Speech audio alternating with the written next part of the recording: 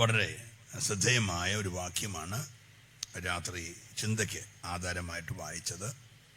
ക്രൈസ്തവ സമൂഹം ലോകം മുഴുവൻ നമ്മുടെ കർത്താവിൻ്റെ കഷ്ടാനുഭവങ്ങളുടെ ആഴ്ചകളെ ഓർക്കുകയും അവരൊക്കെ അതിനുവേണ്ടി നൊയമ്പ് ആചരിക്കുകയൊക്കെ ചെയ്യുന്ന ഒരു പ്രത്യേക സമയത്ത് നമ്മൾ എത്തിയിരിക്കുകയാണ്.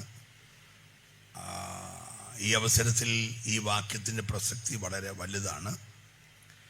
യേശു പുളിച്ച വീഞ്ഞ് കുടിച്ച ശേഷം നിവൃത്തിയായി എന്ന് പറഞ്ഞ് പ്രാണനെ പിതാവിൻ്റെ കയ്യിൽ പരമേൽപ്പിച്ചു. എന്താണ് നിവൃത്തിയായത് എന്ന് ഓടിച്ച് പറഞ്ഞ് സമയത്തിൻ്റെ പരിമിതി ഉള്ളത് കൊണ്ട് അവസാനിപ്പിക്കാൻ ഞാൻ ആഗ്രഹിക്കുകയാണ്. നമുക്കെതിരായി നിൽക്കുന്ന ഒരു പൈശാചിക മണ്ഡലം ഇന്നുമുണ്ട്.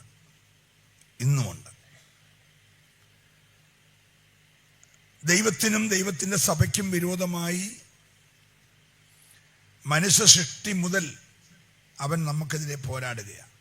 പക്ഷെ നമ്മൾ അവനെ ഭയപ്പെടേണ്ട കാര്യമില്ല. കാരണം അവൻ പിശാചാകുന്നതിന് മുമ്പ് 6 ചിറകുകൾ ധരിച്ച് ദൈവത്തെ ആരാധിച്ച ഒരു ദൂതനാണ്. അവൻ്റെ ഉള്ളത്തിൽ നിഗളമുണ്ടായി ദൈവത്തോട് മത്സരിച്ച് ദൈവത്തോട് സമനാകാനും ദൈവത്തിൻ്റെ സിംഹാസനത്തിന് മുകളിൽ അവൻ്റെ സിംഹാസനം വെക്കുവാനും അവൻ്റെ ഉള്ളത്തിൽ തീരുമാനിച്ചപ്പോൾ തമ്പുരാൻ സ്വർഗത്തിൽ നിന്ന് അവനെ വെട്ടി. ഒറ്റ വെട്ടിൽ അവന് നഷ്ടപ്പെട്ടത് 2 കൊണ്ട് പാദം മൂടി, 2 കൊണ്ട് മുഖം മൂടി, 2 കൊണ്ട് പറന്നു നിൽക്കുന്ന 6 ചിറകുകളും ദൈവം അരിഞ്ഞുകളഞ്ഞു. അവൻ്റെ എല്ലാം നിഗളത്തിൻ്റെയും അഹങ്കാരത്തിൻ്റെയും എല്ലാം ചിറക് ദൈവം അരിഞ്ഞു. വീണത് ചിറകില്ലാത്തവനായിട്ടാണ്. അന്ന് തൊട്ട് അവനിവിടെ എഴയുക. അവൻ എഴഞ്ഞ് ഏതിനി കയറി. അമ്മാമ്മ നോക്കി നിൽക്കുമ്പോൾ എഴഞ്ഞ് മരത്തെ കയറി ഫ്രൂട്ട്സ് പറിച്ചു കൊടുത്തു. അങ്ങനെയൊക്കെ ചെയ്യാൻ അവന് കഴിവുണ്ടെങ്കിലും അവൻ അന്നും ഇന്നും എഴയുകയാണ്. എഴയുന്നവൻ്റെ തല ഇന്നേക്ക് 2000 വർഷം മുമ്പേ കാൽവറിയിൽ കർത്താവ് തകർത്തു. ഒരല്ലേ പറയണം. സ്വർഗം അവൻ്റെ ചിറകും വെട്ടി, കർത്താവ് അവൻ്റെ തലയും തകർത്തു. ബാക്കി ഇട്ടുകൊണ്ട് അവൻ നമ്മളോടൊക്കെ പോരാടുന്നു. അതുകൊണ്ട് ഇന്ന് രാത്രി അത് കണ്ട് നമ്മൾ പേടിക്കരുത്. ഇതിനെ ജയിക്കാൻ ദൈവസഭയ്ക്ക് തന്നിരിക്കുന്നത് ആത്മാവിൻ്റെ അധികാരമാണ്. അത് പ്രാപിച്ചവരൊക്കെ ഒരു സ്തോത്രം പറഞ്ഞു. മനുഷ്യൻ്റെ എല്ലാ പണികളും ആകാശം വരെ മുട്ടുന്ന പണിയായിട്ട് ഉയർന്നു വന്നപ്പോൾ ആ പണിയെ തമ്പുരാൻ പൊളിച്ചത് പാശ കലക്കിയാണ്. മനുഷ്യൻ്റെ പണി കലക്കിയത്, പൊളിച്ചത് പാശ കലക്കിയാണെങ്കിൽ യേശു പറഞ്ഞു ഞാൻ പണിയും. പാതാള ഗോപുരം അതിനെ ജയിക്കത്തില്ല എന്ന് പറഞ്ഞെങ്കിൽ സഭയ്ക്ക് തന്നത് പാശയാണ്. പാശ കലക്കി മനുഷ്യൻ്റെ പണിയെ, നിമ്രോദിൻ്റെ പണിയെ, ബാബേലിൻ്റെ പണിയെ പൊളിച്ചെങ്കിൽ പാശ തന്ന് ബെന്തക്കോസ് നാളിൽ സഭയുടെ പണി തുടങ്ങി. ഇന്ന് രാത്രി ലോകം മൊത്തം നിനക്കെതിരായാലും അകത്ത് പറയാൻ ദൈവം ഒരു പാശ തന്നിട്ടുണ്ടെങ്കിൽ നിന്നെ ജയിക്കാൻ ഒരു പൈശാചിക ശക്തിയും കഴിയത്തില്ല. വിശ്വസിക്കുന്നവർ മാത്രമേ കരമടിച്ച് ദൈവത്തെ സ്തുതിക്കാവുള്ളൂ. ആത്മാവിൻ്റെ അധികാരമുള്ള പാശ തന്നിരിക്കുന്നത് ഇന്ന് രാത്രി നിനക്കെതിരെ, കുടുംബത്തിനെതിരെ, തലമുറയ്ക്കെതിരെ, നിന്റെ വാഗ്ദത്തങ്ങൾക്കെതിരെ, നിന്റെ സഭയുടെ വളർച്ചയ്ക്കെതിരെ ഒക്കെ വ്യാപരിക്കുന്ന എല്ലാ ആധിപത്യങ്ങളുടെ മേൽ ജയമെടുക്കാൻ ദൈവം തന്നിരിക്കുന്നതാ. വിശ്വസിക്കുന്നവർ മാത്രം ആ കരമൊന്ന് ചേർത്തടിച്ച് ഇന്ന് രാത്രിയിൽ ആത്മാവിൻ്റെ ഭാഷയിൽ പ്രതികരിക്കട്ടെ. ഹല്ലേലൂയ. ദൈവത്തിനും ദൈവത്തിൻ്റെ ജനത്തിനും മാത്രം അറിയാവുന്ന ഭാഷ, പിശാചിന് ഒരിക്കലും പിടികിട്ടാത്ത ഭാഷ. അത് ഇന്ന് രാത്രി പറയാൻ ലജ്ജിക്കരുത്. ബെന്തക്കോസിന്റെ ഗുണം അതാണ്. ബെന്തക്കോസ് നാളിൽ മർക്കോസിന്റെ മാളികമുറിയിൽ ഒരുക്കപ്പെട്ട 120 പേര് കാത്തിരിക്കുമ്പോൾ അവരിലേക്ക് ഇറങ്ങിയ അഗ്നിയുടെ അഭിഷേകം അവരുടെ നാവിൽ പതിച്ചപ്പോൾ അവർ 120 പേരും അന്യഭാഷകളിൽ സംസാരിച്ചു. സ്തോത്രം. തൊട്ടകലെ വലിയ ദേവാലയം, ഇവിടെയൊക്കെ ഉള്ളതിനേക്കാളൊക്കെ വലിയ ദേവാലയം, യെരൂശലേം ദേവാലയം, യഹൂദന്റെ അഭിമാന സ്തംഭമായ യെരൂശലേം ദേവാലയം. അവിടെ ആയിരങ്ങൾ, പതിനായിരങ്ങൾ പെന്തക്കോസ്ത് പെരുന്നാൾ കൂടിക്കൊണ്ടിരിക്കുക. അവർ ഓടി വന്നത് ഈ 120 പേരുടെ യോഗത്തിനിടയ്ക്കുള്ള വെടിക്കെട്ട് കണ്ടോ മറ്റെന്തെങ്കിലും കേട്ടോ അല്ല വന്നത്. അവർ വന്നത് ഭാഷ കേട്ട. സ്തോത്രം പറഞ്ഞില്ല. 120 പേരുടെ നാവിൽ അവരവർക്ക് സംസാരിപ്പാൻ ദൈവം കൊടുത്ത ഭാഷയിൽ അവർ സംസാരിച്ചപ്പോൾ അങ്ങ് അകലെ പെന്തക്കോസ്ത് പെരുന്നാൾ കൂടിയ ആളുകൾ ഇങ്ങോട്ട് ഓടി വന്നു. ഭാഷ വെളിപ്പെട്ട കസാറയെല്ലാം നിറയും. ഭാഷ വെളിപ്പെട്ടാൽ എല്ലാ തടസ്സങ്ങൾ മാറും. ആത്മാവിന്റെ ഭാഷ വെളിപ്പെട്ടപ്പോൾ പെന്തക്കോസ്ത് പെരുന്നാളിന് വന്ന ആയിരങ്ങൾ ഓടി മർക്കോസിന്റെ മാളിക മുറിയുടെ വാതിക്കൽ വന്നെങ്കിൽ കൂനമ്മാവിലും അത് സംഭവിക്കുമെന്ന് ഈ രാത്രി വിശ്വസിക്കുന്ന അഭിഷക്ത ഗണമുണ്ടെങ്കിൽ, ഓ ഹല്ലേലൂയ. അവർ ഓടി വന്നപ്പോൾ 3000 പേരാ ഓടി വന്നതെന്ന് തെറ്റിദ്ധരിക്കല്ലേ. അവിടെ 30,000 പേര് വന്നു കാണുമെന്ന് ഞാൻ വിശ്വസിക്കുന്നു. പക്ഷേ 30,000 വന്നാലും 3 കോടി വന്നാലും സ്നാനപ്പെട്ടവരുടെ കാര്യം പുസ്തകത്തിൽ എഴുതത്തുള്ളൂ. സ്തോത്രം പറഞ്ഞില്ല. ഈ ഭാഷ കേട്ടവിടെ ജനലക്ഷങ്ങൾ ഓടി വന്നു കാണും, എനിക്കറിയത്തില്ല. പക്ഷേ സ്നാനപ്പെട്ടവർ 3000 പേരാ. ഇന്ന് രാത്രിയിലും ആരെല്ലാം കൂടിയാലും പുസ്തകത്തിൽ സ്നാനപ്പെട്ടവന്റെ പേര് കാണും. ആ അഭിമാനത്തോടെ ദൈവത്തെ ഒന്ന് സ്തുതിച്ചേ. അതുകൊണ്ട് ദൈവം സഭയ്ക്ക് തന്ന ഭാഷ പറയാൻ മടിക്കരുത്. ആരെല്ലാം നിന്നെ കളിയാക്കിയാലും ആരെല്ലാം നിന്നെ കൊഞ്ഞനം കുത്തിയാലും നീ ആ ഭാഷ സഭയിൽ പറയണം, കൺവെൻഷനിൽ പറയണം, വീട്ടിൽ പറയണം. രാവിലെ എഴുന്നേറ്റ് പ്രാർത്ഥിക്കുമ്പോൾ ആ ഭാഷ പറയണം, വൈകിട്ട് സന്ധ്യാപ്രാർത്ഥന ആ ഭാഷ പറയണം. എന്നേരം നിന്റെ 7 അയലോക്കത്തെ പൈശാചിക പോരടുക്കത്തില്ല. നിന്റെ കുടുംബത്തിന് വിരോധമായി നിൽക്കുന്ന എല്ലാ ആഭിചാര ശക്തികളും നീ ഭാഷ പറഞ്ഞാൽ വേരോടെ കരിയും. സന്തോഷമുള്ളവരെ കരമടിച്ച് ഒരു നിമിഷം ദൈവത്തെ സ്തുതിച്ചാട്ടെ. ദൈവ മക്കൾക്ക് ദൈവം തന്ന ആത്മാവിന്റെ ഭാഷ. Price the Lord. കാൽവരി ക്രൂശിലെ ഏറ്റവും അവസാനത്തെ മൊഴിയാണ് ഇന്ന് രാത്രി നമ്മളിവിടെ ചിന്തയ്ക്ക് ആധാരമായിട്ട് വായിച്ചത്. യേശുക്രിസ്തുവിന്റെ ക്രൂശീകരണത്തോടുള്ള ബന്ധത്തിൽ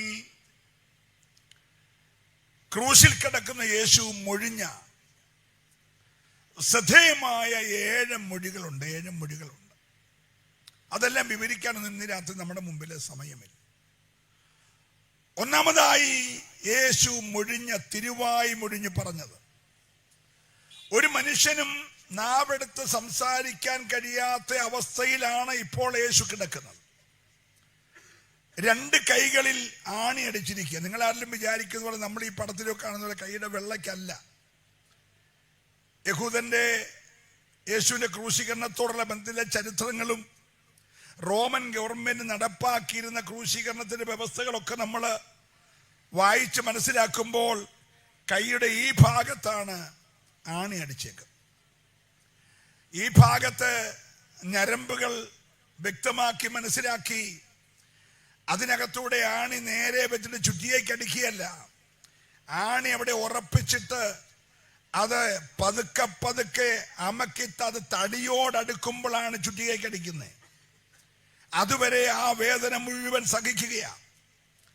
ഒരു മനുഷ്യന്റെ ജീവനുണ്ടോ ഇല്ലയോ എന്നൊക്കെ നോക്കുന്ന ആ പൾസുള്ള ഭാഗത്തോട്ട് ജീവന്റെ നായകനായ യേശുവിന്റെ കൈത്തണ്ടയിൽ 2 കൈയിലും ആണി അടച്ച് തറച്ച് കാല് മുട്ടൊരൽപ്പം മടക്കി 2 കാലും ചേർത്ത് വെച്ച് ആണിയടിച്ചു കിടക്കുന്ന യേശുവിന് ഓക്സിജൻ കിട്ടാനോ ശ്വാസമെടുക്കാനോ കഴിയാതിരിക്കുന്നെങ്കിലും കോമായി കിടന്നല്ല മരിച്ച. ഒരു സ്തോത്രം പറയണം.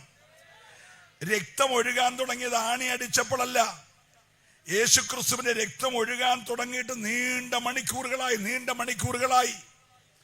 ഒന്നാമതായി രക്തം ഒഴുകിയത് മനുഷ്യൻ ഉപദ്രവിച്ചോ റോമൻ പട്ടാളം ആക്രമിച്ചോ ഒന്നുമല്ല രക്തം ഒഴുകിയത്. ആ രക്തം എങ്ങനെ ഒഴുകിയെന്ന് അനുഭവിച്ച പുത്രനും ശിക്ഷിച്ച ദൈവത്തിനുമല്ലാതെ മറ്റാർക്കും അറിയത്തില്ല. ഗെത്സമനെ എന്ന തോട്ടത്തിൽ യേശു കർത്താവ് പോയി 3 ശിഷ്യന്മാരെ ഒലിവുമലയിൽ ഇരുത്തിയിട്ട് 8 ശിഷ്യന്മാരെ ഒലിവുമലയുടെ വാതിക്കൽ ഇരുത്തിയിട്ട് യേശു തനിയെ ഒരു കല്ലേറ് ദൂരം ചെന്നിട്ട് മുട്ടുമേൽ നിന്ന് കരമുയർത്തി പ്രാർത്ഥിക്കുമ്പോൾ ആദാമ്യ വർഗത്താൽ മനുഷ്യകുലത്തിന്റെ മേൽ ഉളവായ മുഴുവൻ പാപവും, ആ പാപത്തിന്റെ ശിക്ഷയും, മുഴുവൻ ശാപവും, ആ ശാപത്തിന്റെ ശിക്ഷയും, മനുഷ്യകുലത്തിന്റെ മേലുള്ള മുഴുവൻ രോഗവും യേശുവിന്റെ മേൽ ചുമത്തുകയാണ്. പാപവും ശാപവും രോഗവും ചുമത്തപ്പെടുമ്പോൾ അവൻ പ്രാണവ്യഥയിലായി. ഗെത്സമനെ എന്ന് പറഞ്ഞാൽ ഒരു മനുഷ്യന് വിവരിക്കാൻ കഴിയാത്തത്ര വേദന ഉളവാക്കുന്ന സ്ഥലമാണ്. നിങ്ങൾ 1-2 വാക്യം ഒന്ന് വായിക്കുന്ന വളരെ പ്രയോജനപ്പെടും. മത്തായി സുവിശേഷം 26-ാം അധ്യായത്തിന്റെ 37-ാമത്തെ വാക്യം 38-ാമത്തെ വാക്യവും. ദേവദാസന്മാർ വാക്യം ഒന്ന് വായിച്ചു വേഗത്തില. 26, 37, 38, 39 വായിച്ചു. പത്രോസിനെയും സെബദീപുത്രന്മാർ ഇരുവരെയും കൂട്ടിക്കൊണ്ട് ചെന്ന് ദുഃഖിച്ചും വ്യാകുലപ്പെട്ടും തുടങ്ങി. എന്റെ ഉള്ളം മരണവേദന പോലെ അതിദുഃഖമായി തീർന്നിരിക്കുന്നു. വ്യാകുലപ്പെട്ടും ദുഃഖിച്ചും തുടങ്ങി എന്റെ ഉള്ളം മരണവേദന പോലെ അതിദുഃഖമായിരിക്കുന്നു. ഇവിടെ താമസിച്ച് എന്നോടുകൂടെ ഉണർന്നിരിപ്പീൻ എന്നവരോട് പറഞ്ഞു. അടുത്ത വാക്യം. പിന്നെ അവൻ അല്പം മുമ്പോട്ട് ചെന്ന് കവിണ്ണു വീണ് പിതാവേ, കരഞ്ഞ സ്ഥലം. ഒരു ഹല്ലേലൂയ പറയണം. ഗെത്സമന എന്ന തോട്ടത്തിൽ ചെന്ന് കർത്താവ് വ്യാകുലപ്പെട്ടു. ഗെത്സമന വ്യാകുലത്തിന്റെ സ്ഥലമാണ്. ഗെത്സമന ദുഃഖത്തിന്റെ സ്ഥലമാണ്. ഗെത്സമന മരണഭീതിയുടെ സ്ഥലമാണ്. ഗെത്സമന പ്രാണവേദനയുടെ സ്ഥലമാണ്. ഗെത്സമന ദേഹത്തിന്റെ ബലം മുഴുവൻ ക്ഷയിച്ചിട്ട് കവിണ് വീണ് കിടന്ന് കരഞ്ഞ സ്ഥലമാണ്. സ്നേഹിത, ഇന്ന് രാത്രി നിന്നെ രക്ഷിക്കേണ്ടതിന്, നിന്നിലെ പാപത്തിന്റെ മരണകരമായ കെട്ടഴിക്കേണ്ടതിന്, നിന്റെ മേലുണ്ടായ ആദാമ്യ വർഗത്തിന്റെ ശാപം നീക്കേണ്ടതിന്, നിന്റെ മേൽ ഉളവാകുന്ന സകല രോഗങ്ങളെ നീക്കേണ്ടതിന്, യാതൊരു രോഗവുമില്ലാത്ത, ശാപമില്ലാത്ത, പാപമില്ലാത്ത ഉലകത്തിലെ ഏക പരിശുദ്ധന്റെ മേൽ നമ്മുടെ മുഴുവൻ പാപങ്ങൾ ചുമത്തപ്പെട്ടപ്പോൾ അവൻ വ്യാകുലപ്പെടുവാനും, അവൻ കവിണ് വീണ് കരയുവാനും ദുഃഖിക്കുവാനും തുടങ്ങി. യേശുവിന്റെ കാൽവരി മരണത്തെ ലാഘവത്തോടെ കാണരുത്. പ്രിയ സ്നേഹിത, നിന്നെയും എന്നെയും കർത്താവിന്റെ മക്കളാക്കി തീർക്കുവാൻ കാൽവറിയിൽ എന്താണ് നിവർത്തിയായതെന്ന് ഈ രാത്രി മറന്നു പോകരുത്. ഗെത്സമനയിലാണ് ഏറ്റവും ആഴമായ മുറിവേശുനേറ്റത്. കൈക്ക് മുറിവേക്കുന്നതിന് മുമ്പേ, തലയ്ക്ക് മുറിവേക്കുന്നതിന് മുമ്പേ, പുറം ചാട്ടവാറിനാൽ ഉഴവുചാല് പോലെ കീറുന്നതിന് മുമ്പേ, വിലാപ്പുറം കുത്തിക്കീറുന്നതിന് മുമ്പേ ആരും കാണാത്ത മുറിവ്. അത് 6 നൂറ്റാണ്ടുകൾക്ക് പുറകിൽ, യേശു ജനിക്കുന്നതിന് 6 നൂറ്റാണ്ടുകൾക്ക് പുറകിൽ യെശയ്യാവെന്ന ശ്രേഷ്ഠ പ്രവാചകന്റെ പ്രാർത്ഥനാ മുറിയിൽ താൻ പ്രാർത്ഥിച്ചുകൊണ്ടിരിക്കുമ്പോൾ ഈ സംഭവം കാണുകയെ ആത്മാവിൽ. അദ്ദേഹം 63-ാം അധ്യായത്തിൽ ചോദിച്ചു, ഏദോമിൽ നിന്ന് രക്താംബരം ധരിച്ചു കൊണ്ടുവരുന്ന ഇവൻ ആര്? നിന്റെ വസ്ത്രം ചുമന്നിരിക്കുന്നതെന്ത്? വെണ്മയായ ഭൂമിയിൽ ഒരു അലക്കുകാരനും അലക്കി വെളുപ്പിപ്പാൻ കഴിയാത്ത ശുഭ്രമായ വസ്ത്രം ധരിച്ചുകൊണ്ട് ഗെത്സമനയിൽ കയറിപ്പോയവന്റെ വസ്ത്രം ചുമന്നു, രക്താംബരം പോലെ ചുമന്നു. അവൻ മറുപടി പറഞ്ഞു, ഞാൻ ഏകനായി മനുഷ്യവർഗത്തിന്റെ പാപത്തിന്റെ മുന്തിരിച്ചക്ക് ചവിട്ടിയപ്പോൾ എന്റെ വസ്ത്രം ചുമന്നതാണ്. ആ വാക്യം ഒന്ന് വായിച്ചേ. യെശയ്യാവ് 63-ന്റെ 1, 2, 3 വാക്യങ്ങൾ.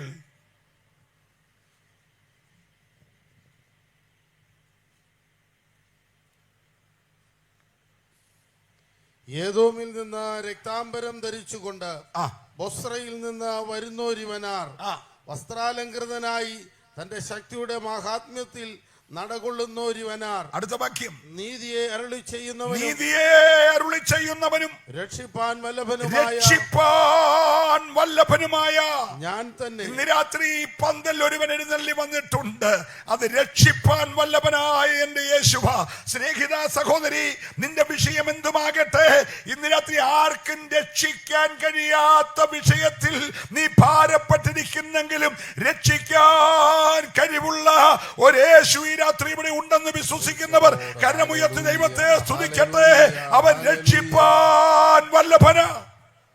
അടുത്ത വാക്യം വായിക്കുന്നു, നിന്റെ ഉടുപ്പ് ചുമന്നിരിക്കുന്നത് എന്ത്?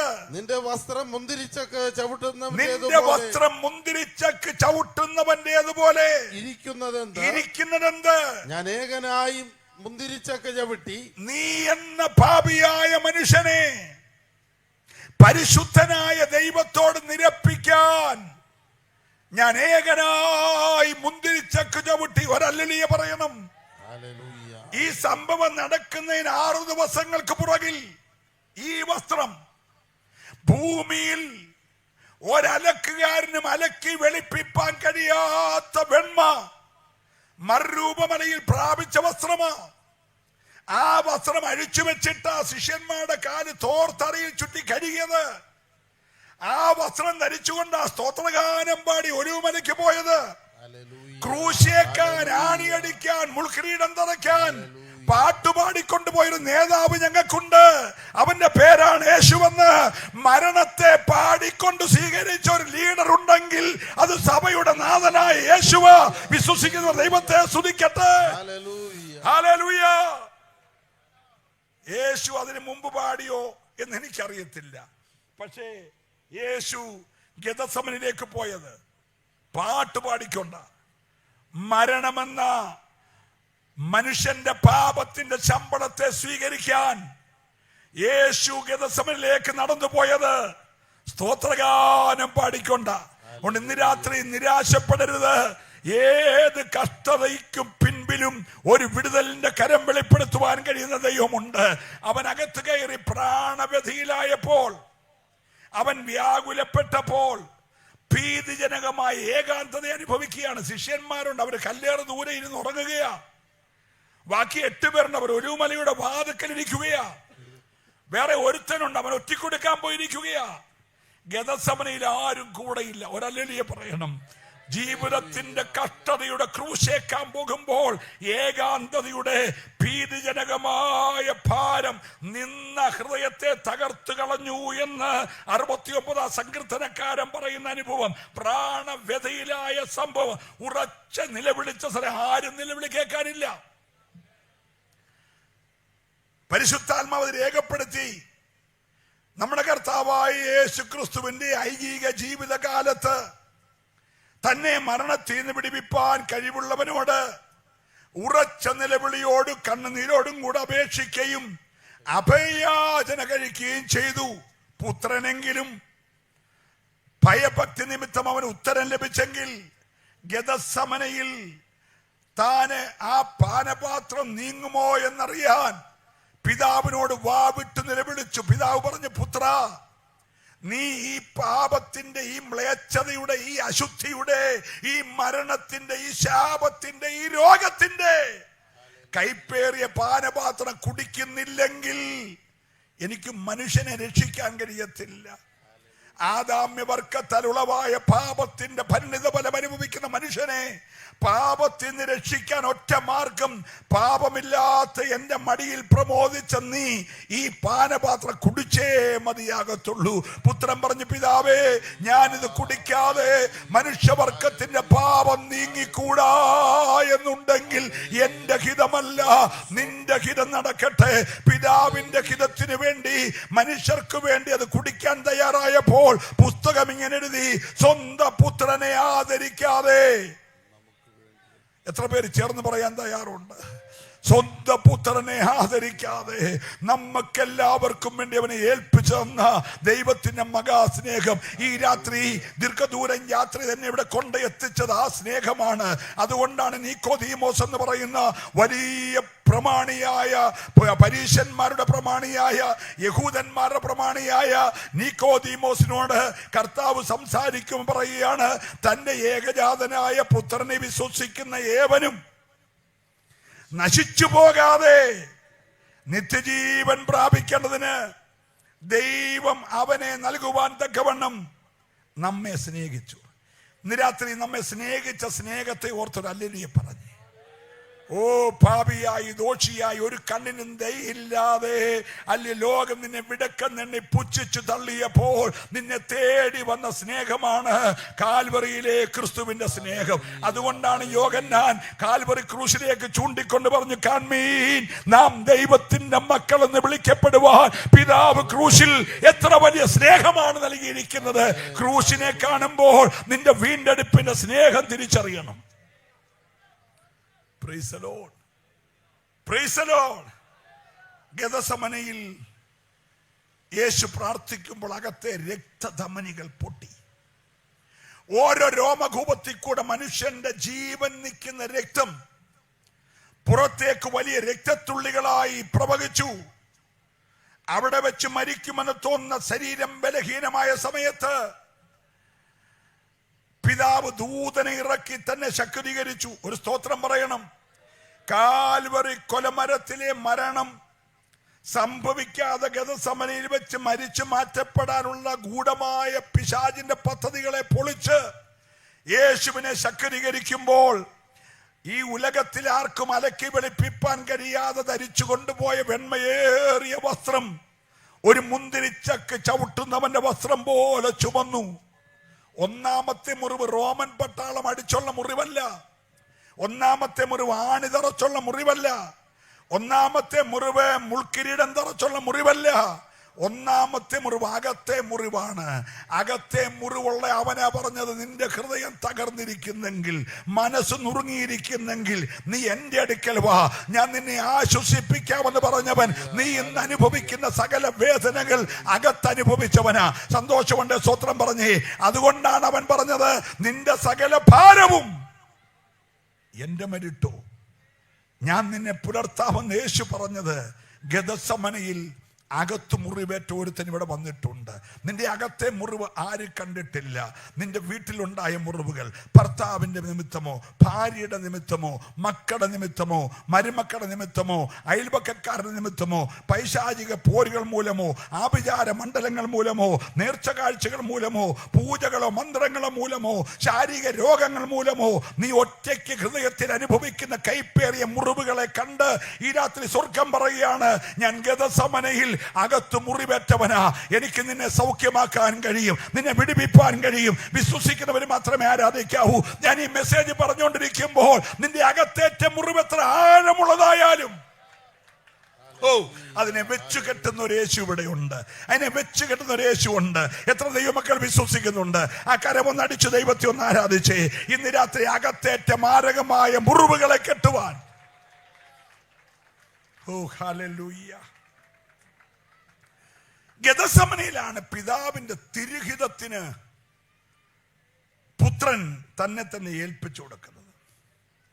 ഗെത്സമനയിലാണ് ഒറ്റപ്പെട്ടവനെ ശക്തീകരിക്കാൻ പിതാവ് ദൂതനെ അയച്ചത്. ആ വാക്യം കൂടെ ദേവദാസ ഒന്ന് വായിച്ചേര്. ലൂക്കോസ് 22:43.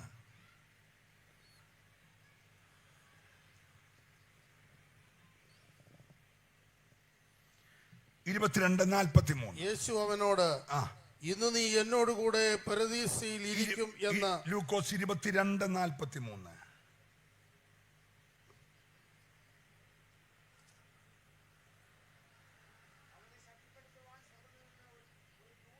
അവനെ ശക്തിപ്പെടുത്തുവാൻ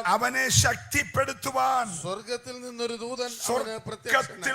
ദൂതൻ അവന് പ്രത്യക്ഷനായി. ഗെദസമന ഒറ്റപ്പെട്ടു പോയവനെ, അകത്തു മുറിവുണ്ടായി രക്തം വാർന്നൊഴുകിയവനെ, മരണഭീതിയിലായവനെ, വ്യാകുലപ്പെട്ടവനെ, നിന്ന ഏറ്റെടുത്തവനെ, പാപം വഹിച്ചവനെ ശക്തീകരിക്കാൻ സ്വർഗമിറങ്ങിയ സ്ഥലം. ഒരു സ്വത്രം പറയണം. ഇന്ന് രാത്രി ഞാൻ ഒറ്റപ്പെട്ടു പോയി, എനിക്ക് ആരുമില്ല, 3.5 വർഷം കൂടെ വന്ന ശിഷ്യന്മാരില്ല എന്നൊക്കെ ചിന്തിക്കുമ്പോൾ തന്നെ എൻ്റെ സ്നേഹിത, നീ ഒറ്റപ്പെട്ട മണ്ഡലത്തിൽ ഉറക്കെ കരയുന്നിടത്ത് നിന്നെ ശക്തീകരിക്കാൻ ഇറങ്ങി വരുന്നൊരു ദൈവമുണ്ടെന്ന് വിശ്വസിക്കുന്ന എത്ര പേരുണ്ട്?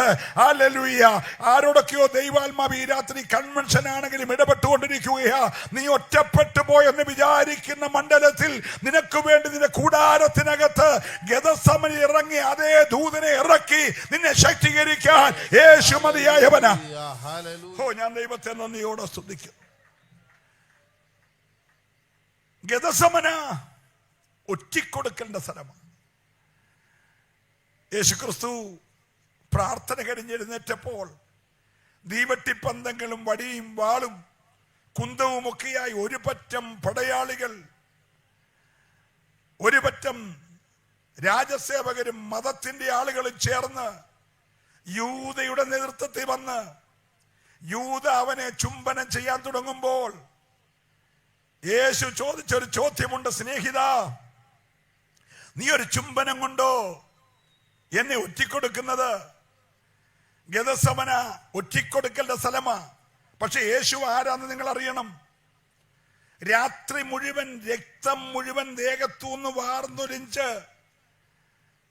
ഇട്ട വസ്ത്രം മുന്തിരിച്ചക്ക് ചവിട്ടുന്നവന്റെ വസ്ത്രം പോലെ ചുമക്കുന്നത് പോലെ രക്തം പോയി. പക്ഷെ യേശുവിന്റെ അടുക്കൽ വന്ന പടയാളികൾ തപ്പുകയാ, യൂദയും അല്പം തപ്പുകയാ. ആരെ ചുംബിക്കണമെന്നറിയത്തില്ല. അപ്പൊ യേശു ചോദിച്ചു, നിങ്ങൾ ആരെയാ തിരയുന്നേ? അവര് പറഞ്ഞു, നസ്രയനായ യേശുവിനെയാ. യേശു പറഞ്ഞു, അത് ഞാനാന്ന് പറഞ്ഞപ്പോ വടിയുള്ളവനും വാളുള്ളവനും പരിചയമുള്ളവനും കുന്തമുള്ളവനും 30 വെള്ളിക്കാശുള്ളവനും പുറകോട്ട് വീണു. ഒരു സ്തോത്രം പറയണം. ഇന്ന് രാത്രി യേശു ആരാന്ന് പലർക്കും മനസ്സിലായിട്ടില്ല കേട്ടോ.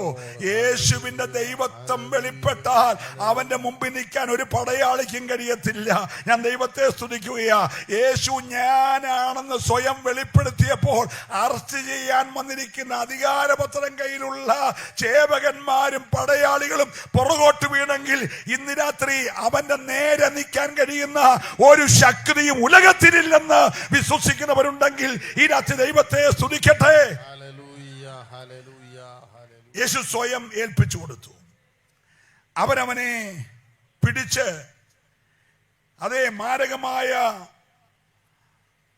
വിധത്തിൽ കർണത്തടിച്ച് റൂമാലുകൊണ്ട് മുഖം കെട്ടി കണ്ണുകെട്ടി രോമം പിഴുതു പറിച്ച് വിധിക്കും മുമ്പേ, വിസ്തരിക്കും മുമ്പേ, കുറ്റം തെളിയും മുമ്പേ, കുറ്റവാളി എന്ന് ഗവൺമെന്റിന് ബോധ്യപ്പെടും മുമ്പേ, കോടതിക്ക് ബോധ്യപ്പെടും മുമ്പേ പിടിച്ചവരവനെ ശിക്ഷിക്കാൻ തുടങ്ങി.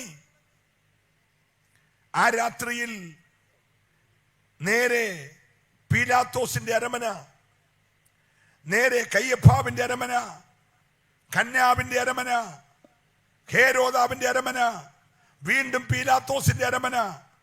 രാത്രിയിൽ കോടതി കൂടാൻ നിയമമില്ലാതിരുന്നിട്ടും സകല നിയമങ്ങളെ കാറ്റിൽ പരത്തിക്കൊണ്ട് സകല നിയമങ്ങളെ ഉണ്ടാക്കി അഖിലാണ്ടത്തിന്റെ ഉടയവനായ യേശുവിനെ അകാരണമായി ആ രാത്രിയിൽ വിസ്തരിച്ചു.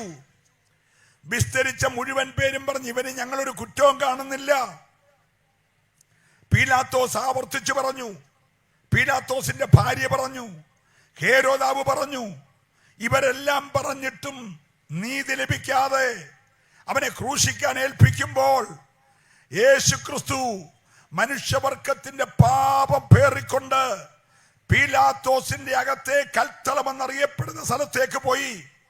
അവന്റെ ആ വസ്ത്രം അടിച്ചു മാറ്റി ഒരു രക്താംബരം ധരിപ്പിച്ച് കയ്യിൽ ഒരു പിടി ഈസോപ്പ് തണ്ട് പിടിപ്പിച്ച് യേശുവിനെ ഒരു ഞാങ്ങയുടെ കമ്പ് പോലെ അവരെ കൈ കൊടുത്തിട്ട് തലയിലേക്ക് ഒരു മുൾക്കിരീടം വെച്ച്, പ്രിയരെ നിങ്ങൾ ആരെങ്കിലും കാണുന്ന 2 വള്ളി ചുറ്റി അതേ 3 മുള്ളു നിൽക്കുന്ന ഒരു കിരീടമല്ല യേശുവിന്റെ തലയെ വെച്ചത്. ദൈവദാസനെ സമയമില്ലെങ്കിൽ ഒന്ന് വായിക്കണേ. 27-ാം അധ്യായം മത്തായി 29-ാമത്തെ വാക്യം.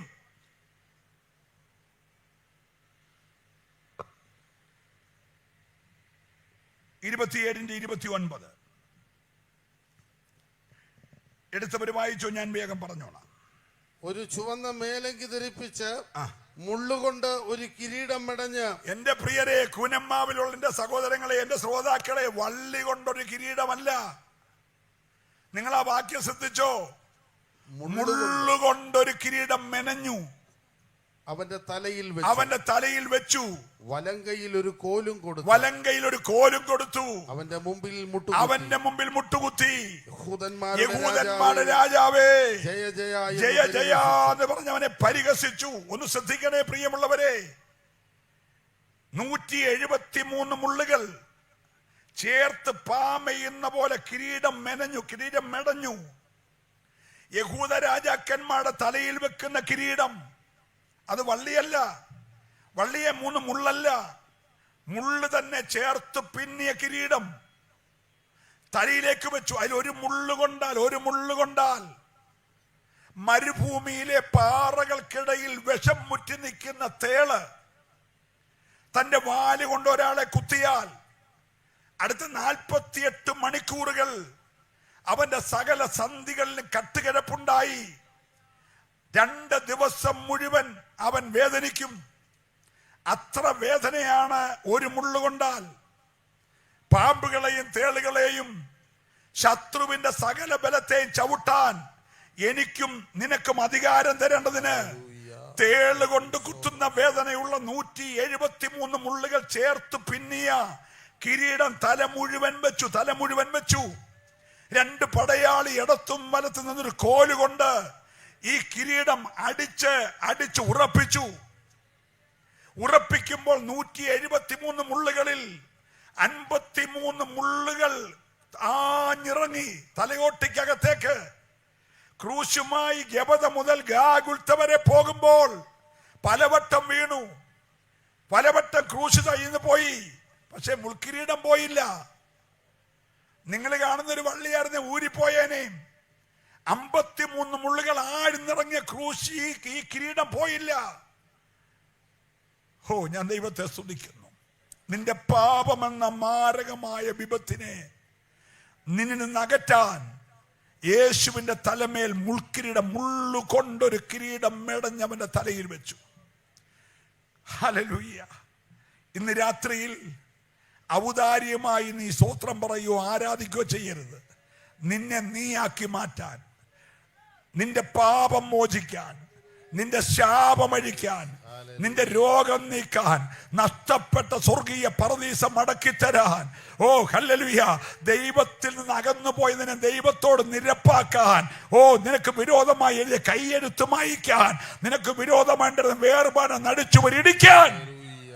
ഞാൻ ദൈവത്തെ സ്തുതിക്കുന്നു. ദൈവത്തോട് അടുക്കാൻ കഴിയാതെ ദൈവത്തെ നിന്നെ തമ്മിൽ അകറ്റിയ സകല വേർപാടിനെ നടിച്ചുവരെ ഇടിക്കുക. എന്റെ യേശു അനുഭവിച്ച വേദന എന്തെന്ന് ഈ രാത്രി ഒരു നിമിഷം ഓർത്താൽ നിനക്ക് മൗനമായിരിക്കാൻ കഴിയത്തില്ല. നീ നിന്നെ തന്നെ മറന്നു ദൈവത്തെ ആരാധിക്കും. സന്തോഷമുണ്ട് ചേർന്ന് ഈ രാത്രി ദൈവത്തെ ഒന്ന് സ്തുതിച്ച് ആരാധിച്ചേ. ഹല്ലേലൂയ.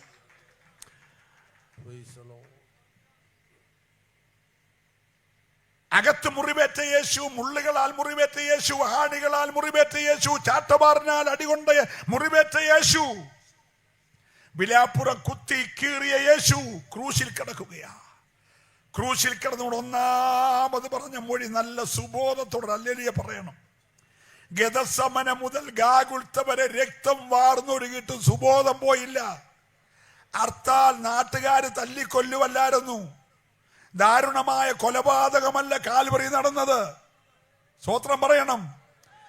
എന്റെ യേശു സ്വയം ഏൽപ്പിച്ചു കൊടുത്തപ്പോൾ ആ രക്തം മുഴുവൻ വാർന്നൊലിച്ചിട്ടും പറയാനുള്ളതെല്ലാം പറഞ്ഞു. ഒന്നാമത് പറഞ്ഞത്, പിതാവേ, ഇവർ ചെയ്യുന്നത് ഇന്നതെന്നറിയായികയാൽ ഇവരോട് ക്ഷമിക്കണമേ.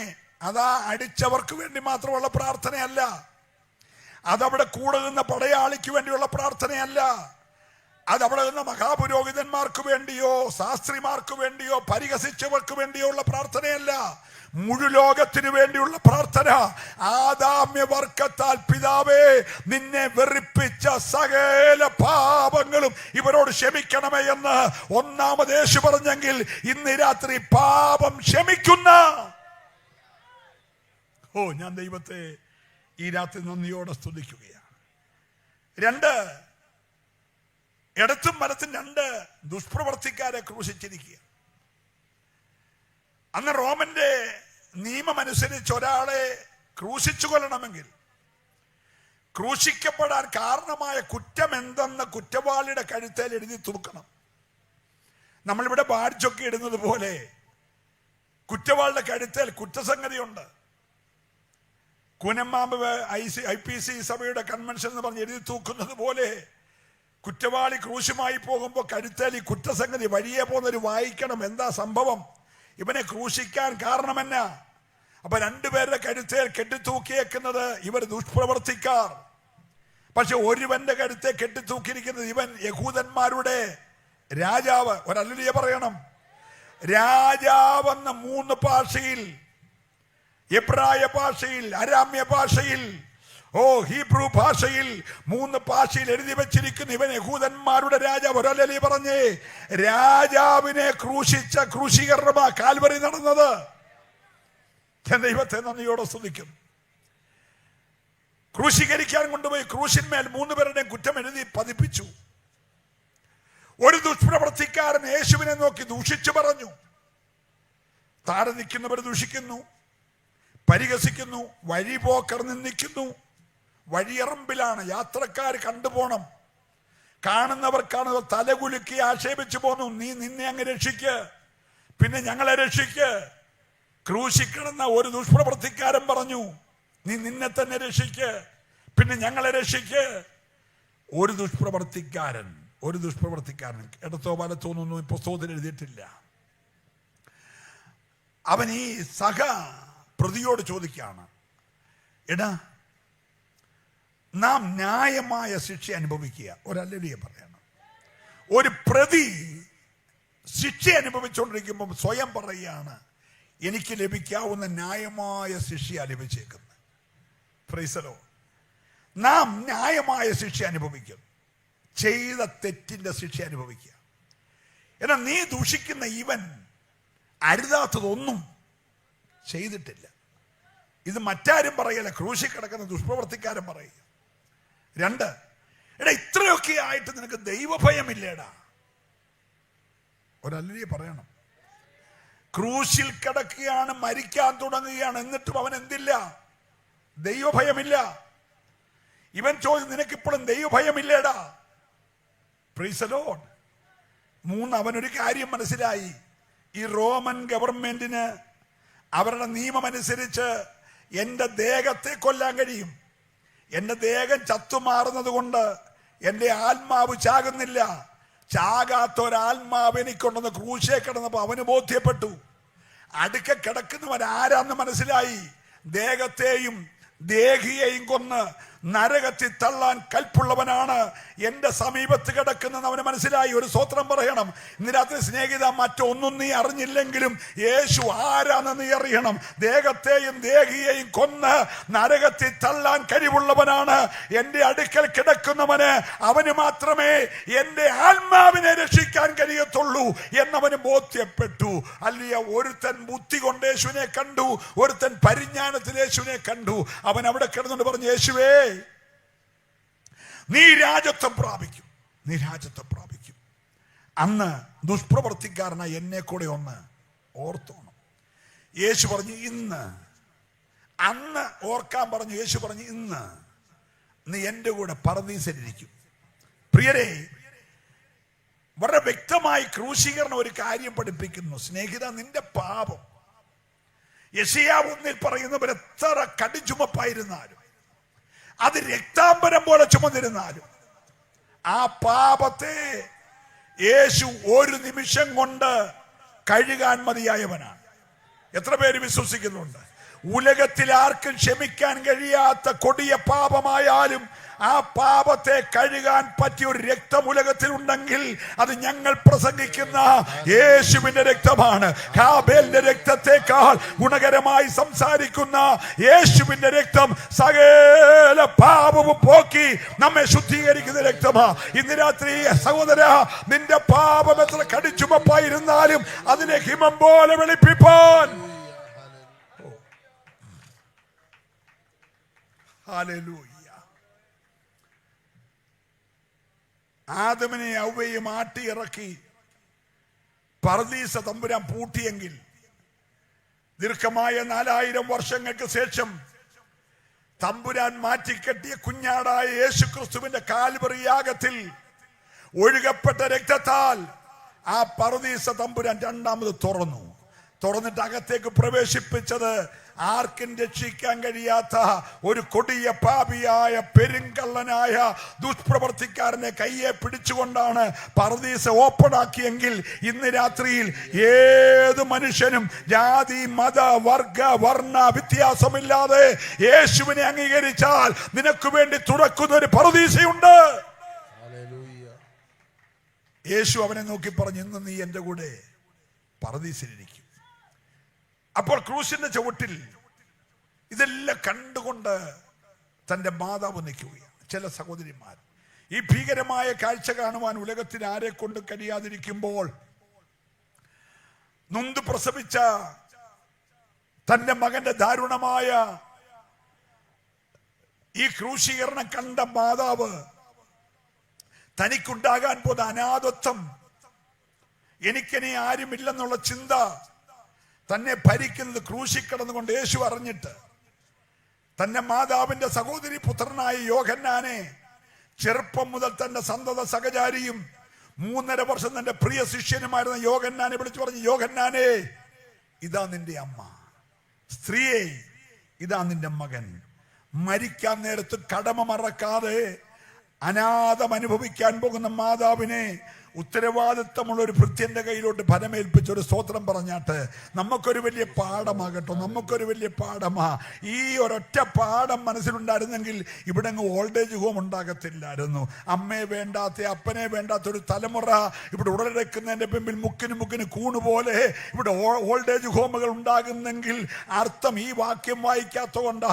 മരിക്കാൻ നേരത്തും അമ്മയെ ഓൾഡേജ് ഹോമിൽ കൊണ്ടാക്കാതെ, അനാഥ മന്ദിരത്തിലാക്കാതെ അമ്മയെ മറ്റൊരുത്തന്റെ കയ്യിൽ ഏൽപ്പിക്കുന്ന കാൽവറിയിലെ സ്നേഹമോർത്ത് കരമുയർത്തി ഒരു ഹല്ലേലൂയ പറഞ്ഞേ. ഞാൻ ദൈവത്തെ സ്തുതിക്കുന്നു. 4-ാമത് യേശു പറഞ്ഞു, എനിക്ക് ദാഹിക്കുന്നു. ആ ദാഹം വെള്ളം കുടിക്കാനുള്ള ദാഹമല്ല.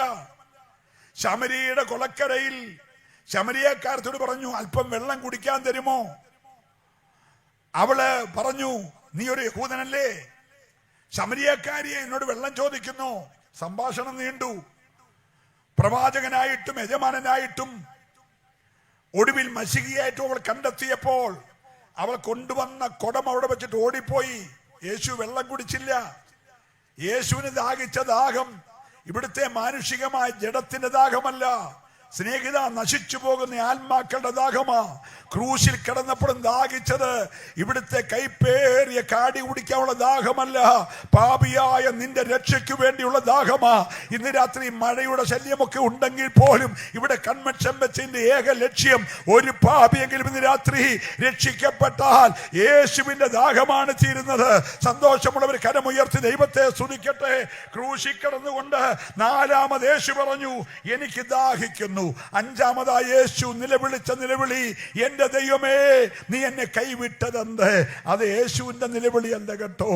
ഏതിൽ നിന്ന് മകനായ ആദമിനെ, മകളായ ഔവയെ ആട്ടി പുറത്താക്കിയിട്ട് കോപിഷ്ഠനായ ദൈവം പാപത്തോട് വെറുത്ത് പാപിയെ തള്ളി സ്വർഗത്തിലേക്ക് മടങ്ങുമ്പോൾ ആദാം നിലവിളിച്ച നിലവിളിയാ കേട്ടോ. ആദാമ്യ വർക്കത്തിന്റെ നിലവിളിയാ, എനിക്കും നിനക്കും വേണ്ടിയുള്ള നിലവിളിയാ. നീ എന്നെ കൈവിട്ടതെന്ത്? ഇന്ന് രാത്രി ദൈവം നിന്നെ കൈവിട്ടിട്ടുണ്ടെങ്കിൽ സ്നേഹിത, ലോകത്തിൽ ആരെല്ലാം കൈവിട്ടാലും പേടിക്കണ്ട. അപ്പൻ വിട്ടാലോ, അമ്മ വിട്ടാലോ, മക്കൾ വിട്ടാലോ നീ പേടിക്കണ്ട. പക്ഷെ ദൈവം നിന്നെ കൈവിട്ടാ നീ ഭയപ്പെടണം. Praise the Lord. Praise the Lord. ദൈവം നിന്റെ പക്ഷത്തുണ്ടെങ്കിൽ നിനക്കുലകത്തിൽ ആരെയും പേടിക്കണ്ട. എത്ര പേര് എൻ്റെ സഹോദരങ്ങൾ വിശ്വസിക്കുന്നു എൻ്റെ ഭാഗത്ത് ദൈവമുണ്ട്, എന്നെ കരുതുന്ന, എന്നെ നടത്തുന്ന, എനിക്ക് ജയം തരുന്ന, എന്നെ സൗഖ്യമാക്കുന്ന, എൻ്റെ ഇല്ലായ്മ നികത്തുന്ന, എനിക്ക് വഴി തുറക്കുന്ന ഒരു ദൈവം എൻ്റെ കൂടെ ഉണ്ട്, എൻ്റെ കുടുംബത്തെ സംരക്ഷിക്കുന്ന ഒരു ദൈവം എൻ്റെ കൂടെ ഉണ്ട്, എൻ്റെ തലമുറയെ പ്രൊട്ടക്ട് ചെയ്യുന്ന ഒരു ദൈവം എൻ്റെ കൂടെ ഉണ്ട് എന്ന് വിശ്വസിക്കണമെങ്കിൽ കരമുയർത്തി ദൈവത്തെ സ്തുതിച്ചേ. സ്നേഹിതരെ, ഇന്ന് രാത്രി ദൈവം നിനക്ക് അനുകൂലമെങ്കിൽ പ്രതികൂലം ആരുമില്ല. യേശുക്രിസ്തുവിന്റെ 6ാമത്തെ നിലവിളി നമ്മളിവിടെ വായിച്ചു. യോഹന്നാൻ 19:30 എല്ലാം നിവർത്തിയായി. എന്താണ് നിവർത്തിയായത്? ഉൽപ്പത്തി പുസ്തകം 3:16 പറഞ്ഞു, സ്ത്രീയുടെ സന്തതി സർപ്പത്തിന്റെ തലയെ തകർക്കും. ഒരല്ലേലൂയ പറയണം. സമയം ഓടിപ്പോകുന്നെങ്കിൽ ഞാൻ 1-2 കാര്യം ഓടിച്ചു പറഞ്ഞ് അവസാനിപ്പിക്കാം. എന്താണ് നിവർത്തിയായത്? മനുഷ്യനെ ശപിച്ച്, ചിറക് നഷ്ടപ്പെട്ടെറിഞ്ഞ പാമ്പിനെ ശപിച്ച് യഹോവയായ ദൈവം പറഞ്ഞു, ശാപത്തിനപ്പുറത്തൊരു വാഗ്ദത്തമുണ്ട്. സ്ത്രീയുടെ സന്തതി ഈ സർപ്പത്തിന്റെ തല തകർക്കും. നിന്നെ മനുഷ്യ, നിന്നെ പാപത്തിലേക്ക് വലിച്ചിഴച്ച, മരണത്തിന് കാരണമായ പാപത്തിലേക്ക് വലിച്ചിഴച്ച ഈ പാപത്തിന് കാരണക്കാരനായ പിശാചിന്റെ തലയെ തകർക്കാൻ ഒരുത്തൻ ഉലകത്തിൽ വരും. അവന്റെ പേര് പുരുഷന്റെ സന്തതി എന്നല്ല, അവന്റെ പേര് സ്ത്രീയുടെ സന്തതി എന്ന. സ്വത്രം പറയണം. ഉൽപ്പത്തി 3:16 പറഞ്ഞ പ്രവചനം നിവർത്തിയായി കാൽവറി മരണത്തിൽ. ഞാൻ ദൈവത്തെ ഈ രാത്രി നന്ദിയോടെ സ്തുതിക്കുകയാണ്. ഇവിടെ ജനിച്ച മുഴുവൻ മനുഷ്യരും അറിയപ്പെടുന്നത് അപ്പന്റെ പേരില്ല.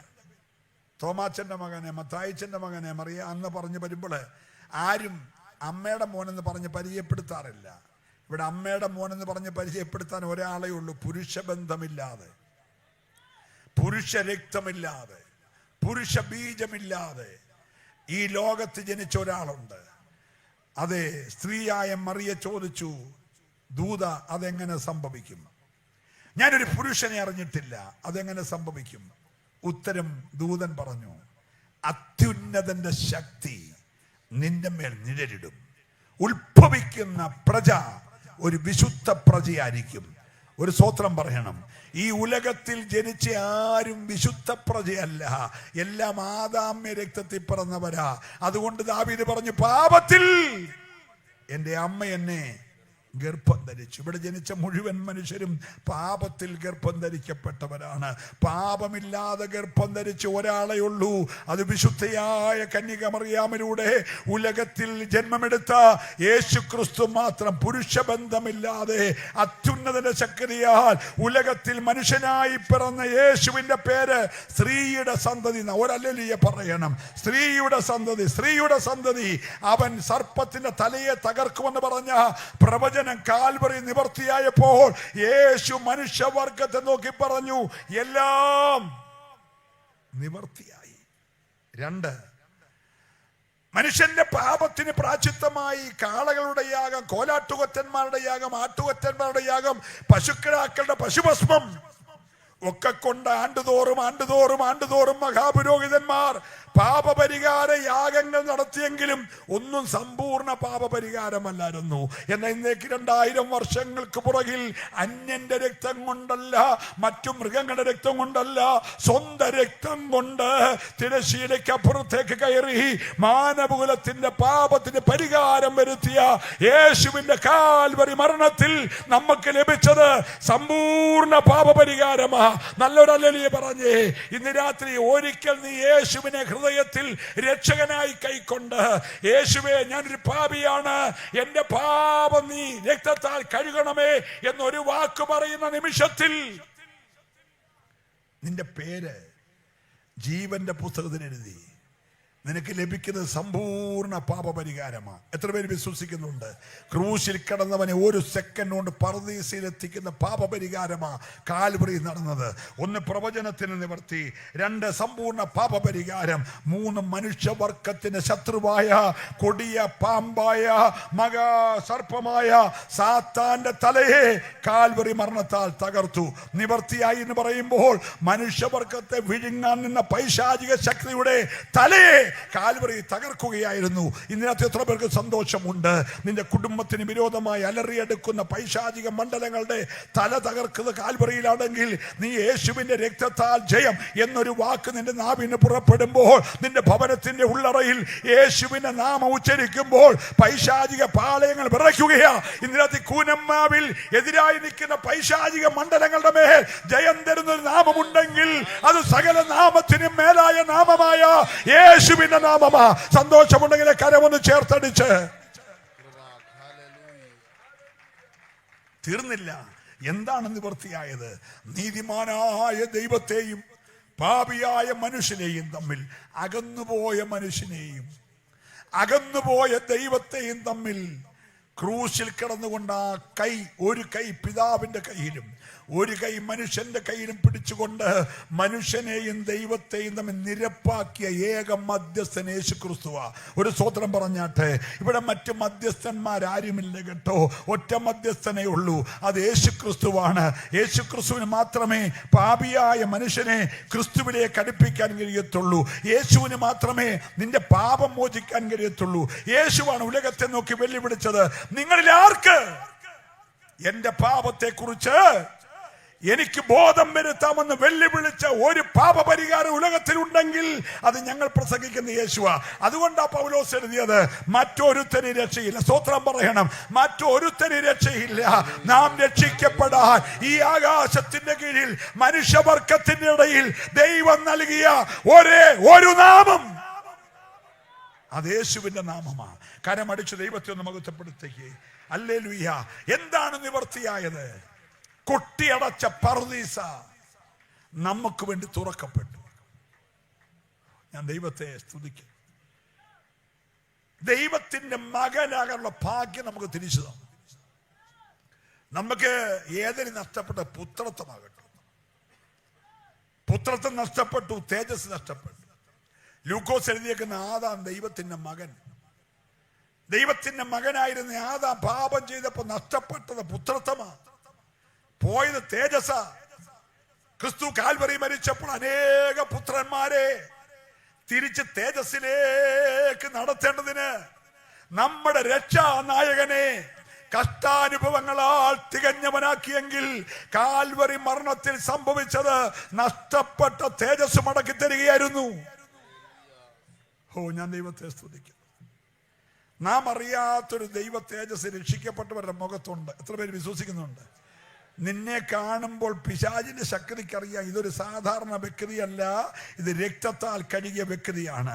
യേശുവിന്റെ രക്തത്താൽ കഴുകിയ വ്യക്തിയുടെ മുമ്പിൽ ഒരു പൈശാചിക ശക്തി നിവരെ നിൽക്കത്തില്ല. വിശ്വസിക്കുന്നവർ മാത്രമേ ദൈവത്തെ സ്തുതിക്കാവുള്ളൂ. ഹല്ലേലൂയ. യേശുവിന്റെ കാൽവരി മരണത്തിൽ എന്താണ് നിവൃത്തിയായത്? മനുഷ്യനും ദൈവവും തമ്മിലുണ്ടായ വേർപാടിന്റെ നടുച്ചുവര് ദൈവം ഇടിച്ചു മാറ്റി.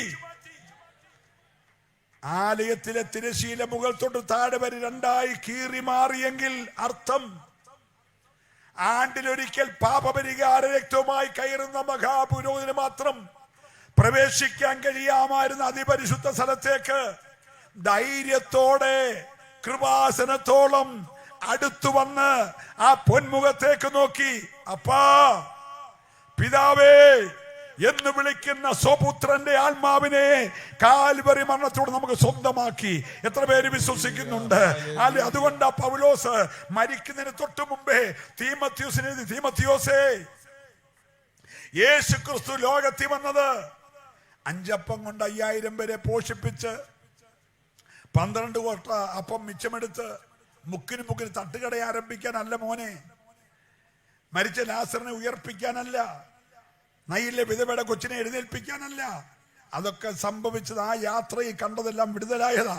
പക്ഷെ യേശു വന്നത്, ക്രിസ്തു യേശു ചേർന്ന് പറയുമോ, പാപികളെ രക്ഷിപ്പാൻ ലോകത്തിൽ വന്നു എന്നുള്ളത് വിശ്വാസ്യവും ഉലകത്തിൽ നിന്ന് ജീവിക്കുന്ന 750 കോടി ജനങ്ങളും വിശ്വസിപ്പാൻ യോഗ്യമായ വചനം തന്നെ ആവർത്തിച്ചു പറയുന്നു. ക്രിസ്തുവേശു ലോകത്തിൽ വന്നത് പാപികളെ രക്ഷിക്കാനാ. ലോകത്തിലെ ഏറ്റവും വലിയ രോഗസ്നേഹിത ഹാർട്ട് അറ്റാക്ക് അല്ല. ലോകത്തിലെ ഏറ്റവും വലിയ രോഗം ബ്രെയിൻ ട്യൂമർ അല്ല. ലോകത്തിലെ ഏറ്റവും വലിയ രോഗം ക്യാൻസർ അല്ല, ട്യൂമർ അല്ല, ലുക്കേമിയ അല്ല. ഏറ്റവും വലിയ രോഗം എയ്ഡ്സ് അല്ല, HIV അല്ല. ഏറ്റവും വലിയ രോഗം കോവിഡ് അല്ല. എല്ലാത്തിനും മരുന്നുണ്ട്. കിഡ്നി ട്രബിൾ ആണെങ്കിൽ ഡയാലിസിസ് ഡയാലിസിസ് ഉണ്ട്, ഹാർട്ട് അറ്റാക്ക് ആണ് ഓപ്പൺ സർജറി ഉണ്ട്, ഇല്ലെങ്കിൽ സ്റ്റെന്റ് ഇട്ട് വിടും. ഓ, ഞാൻ ദൈവത്തെ സ്തുതിക്കുന്നു. ക്യാൻസർ ആണെങ്കിൽ ഹീമോയുണ്ട്. എന്നാൽ ഇന്ന് രാത്രി ചികിത്സയില്ലാത്തൊരു രോഗം പാപമാണ്. ഹല്ലേലൂയ. പാപത്തിന് ചികിത്സയില്ല കേട്ടോ. സ്കാനിങ്ങിൽ തെളിയത്തില്ല, എക്സ്റേയിൽ തെളിയത്തില്ല, MRI തെളിയത്തില്ല. നിന്റെ പാപം കടിച്ചുമപ്പായിരിക്കുകയാ. കടിച്ചുമപ്പായ നിന്റെ പാപത്തെ കഴുകി ശുദ്ധീകരിക്കാൻ യേശുവിന്റെ രക്തത്തിന് മാത്രമേ കഴിയത്തുള്ളൂ. ഇന്ന് രാത്രി ആരോടൊക്കെയോ ദൈവം ഇടപെടുകയാ. എത്ര ഭീകരമായ കൊടിയ പാപമായാലും നീ ഒറ്റ വാക്കിലിരിക്കുന്നിടത്തിരുന്നു കൊണ്ട്, യേശുവേ, ഞാനൊരു പാപിയാണ്, എന്റെ പാപത്തിന്റെ പരിഹാരത്തിന് വേണ്ടിയാണല്ലോ അപ്പാ സ്വർഗം വെടിഞ്ഞ് താണലോകത്തിൽ വന്ന് ഞങ്ങൾ ഒരുവനെ പോലെ ജീവിച്ച് കാൽവറി ക്രൂശിൽ 2 ദുഷ്പ്രവർത്തിക്കാരുടെ നടുവിൽ ഒരു ദുഷ്പ്രവർത്തിക്കാരനെ പോലെ തൂങ്ങപ്പെട്ട് അവസാനത്തുള്ളി രക്തം വരെ ഞങ്ങൾക്ക് വേണ്ടി ഊറ്റി തന്നത്. പ്രിയരെ, ഇവിടെ ആരുടെ രക്തം ഈ ഭൂമിയിൽ വീണാലും അടുത്ത 24 സെക്കൻഡ് മിനിറ്റിനുള്ളിൽ അത് കട്ട പിടിക്കും. കട്ട പിടിക്കാത്ത ഒരു രക്തമേ ഉലകത്തിലുള്ള. കഴിഞ്ഞ 2025 വർഷമായിട്ട് ലൈവായിട്ട് ഒഴുകുന്ന ഒരു രക്തമുണ്ട്. അത് പാപമില്ലാത്ത പരിശുദ്ധനായ യേശുവിന്റെ രക്തമാണ്. ഇന്ന് രാത്രിയിലും ആ രക്തം നിന്നോട് സംസാരിക്കുക. സമയത്തിന്റെ പരിമിതി, ഞാൻ പ്രസംഗം നിർത്തിയാലും ആ രക്തം സംസാരം നിർത്തത്തില്ല. ഇന്ന് രാത്രി ആ രക്തം നിന്നോട് വീണ്ടും സംസാരിച്ചുകൊണ്ടിരിക്കും. കുഞ്ഞെ, നിന്റെ പാപത്തിന്റെ പ്രായശ്ചിത്തത്തിന് വേണ്ടിയാണ് ഞാൻ കാൽവറിയിൽ 30 മുതൽ തിരുവയസ്സിൽ അതേ അവസാനത്തുള്ളി രക്തം വരെ ഊറ്റിത്തന്ന് പിടഞ്ഞ് മരിച്ചതെന്ന് പറയുമ്പോൾ, സ്നേഹിത, നിന്റെ പാപ പരിഹാരത്തിന് വേണ്ടിയുള്ളതെല്ലാം കാൽവറിയിൽ നിവർത്തിയായി. ഏതിന് വന്ന് ദൈവം ചോദിച്ചു, ആദമേ, നീ എവിടെ? ആദാം ഉത്തരം പറഞ്ഞു, ഞാൻ നഗ്നനാകൊണ്ട് ഒരു മരത്തിന് മറഞ്ഞിരിക്കുക. അർത്ഥാൽ ഇന്നലെ വരെ യഹോവയായ ദൈവത്തോട് കൂടെ സഞ്ചരിച്ച ആദാം ഇന്ന് വന്നപ്പോൾ ഒരു മരം അവനെ മറച്ചു. ദൈവത്തെയും മനുഷ്യനെയും തമ്മിൽ മറച്ച മരത്തിന് മറഞ്ഞു പോയ മനുഷ്യനെ ദൈവത്തിങ്ങനെ കൊണ്ടുവരുവാൻ ആ മരത്തെ യേശു തന്റെ ശരീരം കൊണ്ട് മറച്ചു. അതാ കാൽവറിയിലെ മരണം. ഏത് മരമാണോ മനുഷ്യനെ കാൽവറിയിലെ ദൈവത്തിൽ നിന്ന് അകറ്റിയത്, ആ മരത്തെ യേശു തന്റെ ദേഹമാകുന്ന തിരശ്ശീല കൊണ്ട് മറച്ചിട്ട് തന്റെ ദേഹമാകുന്ന തിരശ്ശീല 2ആയി കീറി ദൈവത്തിന്റെ അടുക്കലേക്കുള്ള പുതുവഴി നമുക്കായി തുറന്നിട്ട് പറഞ്ഞു, എല്ലാം നിവർത്തിയായി. നീ ഇനി അതിനുവേണ്ടി എന്തെങ്കിലും ത്യാഗം സഹിച്ച് കാലെ ചെരിപ്പിടാതെ ഈ ടാറിങ്ങിലൂടെ നടന്ന് റാന്നി കൂടെ വരുവൊന്നും വേണ്ട. നീ വെളുത്ത വസ്ത്രം മാറി കറുത്ത വസ്ത്രം ധരിക്കുകയോ, നീ മീശ വളർത്തിക്കൊണ്ട് നടക്കുകയോ, മുടി വെട്ടാതിരിക്കുകയോ ഒന്നും ചെയ്യണ്ട. മെഴുകിരി കത്തിക്കുകയോ, സാമ്പ്രാണി കത്തിക്കുകയോ, കോഴിയെ വെട്ടോ, കുരുതി കഴിക്കുകയോ ഒന്നും വേണ്ട. നീ ഈ രക്തത്താൽ കഴുകൽ പ്രാപിച്ചാൽ മതി. ഈ യേശുവിനെ ഒന്ന് വിശ്വസിച്ചാൽ മതി. അവനിൽ വിശ്വസിക്കുന്നവന് പാപക്ഷമയുണ്ട്. സന്തോഷമുള്ളവർ മാത്രം ദൈവത്തെ സ്തുതിക്കട്ടെ. ഇന്ന് രാത്രി പ്രിയമുള്ളവരെ, യേശു കാൽവറിയിൽ കിടന്നുകൊണ്ട് തന്റെ 7 മൊഴികളിൽ ഏറ്റവും ശ്രദ്ധേയമായ മൊഴി വിളിച്ചു പറഞ്ഞു, എല്ലാം നിവർത്തിയായി. ഇനി പാപത്തിന്റെ പരിഹാരത്തിന് വേണ്ടി നീ ഒന്നും ചെയ്യണ്ട. ഇവിടുന്ന് ചുമടെടുത്തുകൊണ്ട് നടന്നു വരണ്ട, ഉരുളി കമത്തണ്ട, ചുറ്റുമുരുളണ്ട, കുളത്തി മുങ്ങണ്ട. നീ ആകെ ചെയ്യേണ്ടത് പാപപരിഹാരത്തിന് വിശ്വസിക്കുക.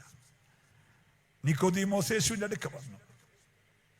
യേശുവിന് ഒരാളെ കാണുമ്പോൾ ആരംഭവും അവസാനവും അറിയാം. ഒരു സ്തോത്രം പറഞ്ഞേ.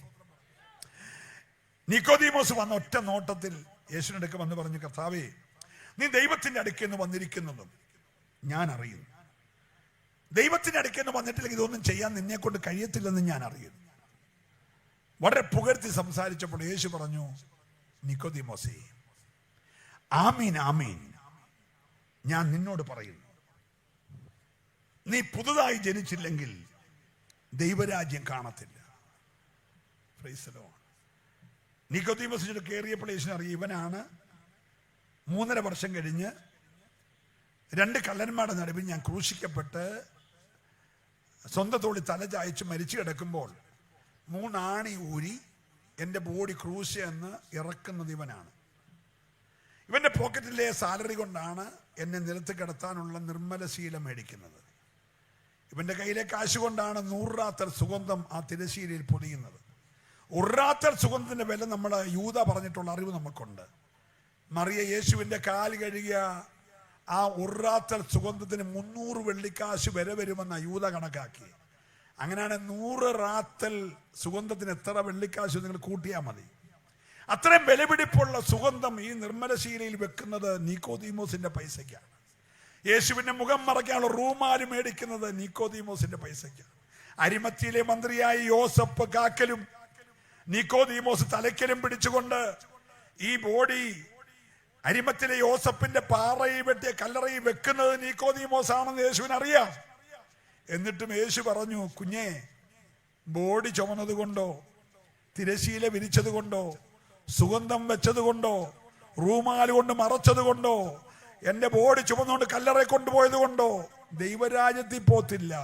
ദൈവരാജ്യത്തിൽ ഒറ്റ വ്യവസ്ഥയുള്ളൂ, നീ പുതുതായി ജനിക്കണം. എത്ര സന്തോഷമുണ്ട്! ഈ വലിയ മനുഷ്യനോട് യേശു പറഞ്ഞു, നീ പുതുതായി ജനിച്ചില്ലെങ്കിൽ ദൈവരാജ്യം കാണുകയില്ല. അവൻ ചോദിച്ചു, ഞാൻ ഇത്രയും പ്രായമായി, ഇനി ഞാൻ എൻ്റെ അമ്മയുടെ വയറ്റിൽ പോയി രണ്ടാമത് ജനിക്കുന്നത് എങ്ങനെയാ?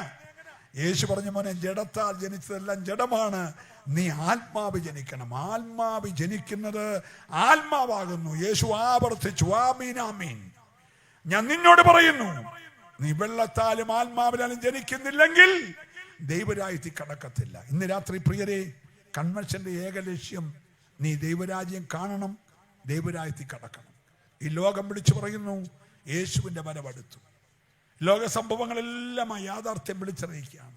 ഈ സംഭവിക്കുന്ന ഓരോ സംഭവങ്ങൾ സഭയുടെ കാന്തനായ പ്രാണപ്രിയനായ ഇന്നേക്ക് 2000 വർഷങ്ങൾക്ക് പുറകെ ഒലിവുമലയിൽ നിന്ന് സ്വർഗത്തിലേക്ക് കരേറിപ്പോയ യേശു സഭയാകുന്ന രക്തത്താൽ വീണ്ടെടുത്ത മണവാട്ടിയെ ചേർക്കുവാൻ ആകാശമേഘത്തിൽ വരാൻ പോകുകയാണ്.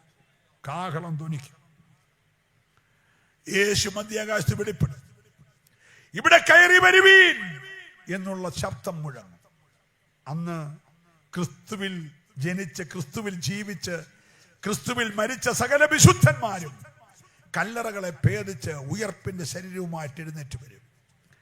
അന്ന് ജീവനോടെ ശേഷിക്കുന്ന, രക്ഷിക്കപ്പെട്ട് സ്നാനപ്പെട്ട് വേർപെട്ട് കൃപയിൽ നിൽക്കുന്ന ദൈവമക്കൾ രൂപാന്തരപ്പെടും. ഈ മൺശരീരം, മാംസരക്തങ്ങൾക്ക് ദൈവരാജ്യത്തെ അവകാശമാക്കാൻ കഴിയാത്തത് കൊണ്ട് ഈ ശരീരം, ഈ മൺകൂടാരം ഉരിഞ്ഞിവിടെ ഇട്ടിട്ട് ഒരു രൂപാന്തര ശരീരം പ്രാപിക്കും. രൂപാന്തര ശരീരം പ്രാപിക്കുന്ന നാമും ഉയർപ്പിന്റെ ശരീരം പ്രാപിച്ച വിശുദ്ധന്മാരും ഒരുമിച്ച് ആകാശ മേഘങ്ങളിൽ കർത്താവിനെ എതിരേൽപ്പാൻ എടുക്കപ്പെടും. അതിന്റെ സമയം അടുത്തിരിക്കുന്നു. സ്നേഹിത, നീ കൈവിടപ്പെട്ടു പോകരുത്. നിനക്ക് അതിനു വേണ്ടി ആകെ മുടക്കേണ്ടത് ഒറ്റ വാക്ക് നീ പറഞ്ഞാൽ മതി. യേശുവേ, എൻ്റെ പാപത്തെ ആ രക്തം കൊണ്ടൊന്ന് കഴുകി എന്നെ കൊണ്ട് നിന്നെ മകനാക്കണമേ. ജീവന്റെ പുസ്തകത്തിൽ എൻ്റെ പേരോട് എഴുതി ചേർക്കണമേ. സ്നേഹിത സഹോദരി, ജീവപുസ്തകത്തിൽ പേരെഴുതി കാണാത്ത ഏവനെയും തീപ്പൊയ്കയിൽ തള്ളിക്കളയും. അത് രണ്ടാമത്തെ മരണമാണ്. ഇന്ന് രാത്രിയിൽ എത്ര പേർക്ക് ഹൃദയത്തിൽ നിനക്ക് വേണ്ടി സ്വർഗം വെടിഞ്ഞ് താണലോകത്തിൽ ഇറങ്ങി വന്ന് എല്ലാം നിവർത്തിച്ച യേശുവിനെ നിന്റെ രക്ഷകനും കർത്താവുമായി സ്വീകരിപ്പാൻ? ഹല്ലേലൂയ. തോമസ് അവനെ വിളിച്ചു, എൻ്റെ കർത്താവും എൻ്റെ ദൈവവുമായുള്ളവേ എന്ന് വിളിച്ചവർ ഇന്ന് രാത്രി എത്ര പേര് അതരം കൊണ്ട് പറയും, എൻ്റെ കർത്താവും എൻ്റെ ദൈവവുമായുള്ളവേ? ഒരു നിമിഷം കണ്ണുകൾ അടയ്ക്കാം. ഒരു നിമിഷം നിങ്ങൾക്ക് വേണ്ടി പ്രാർത്ഥിപ്പാൻ ഞാൻ ആഗ്രഹിക്കുന്നു.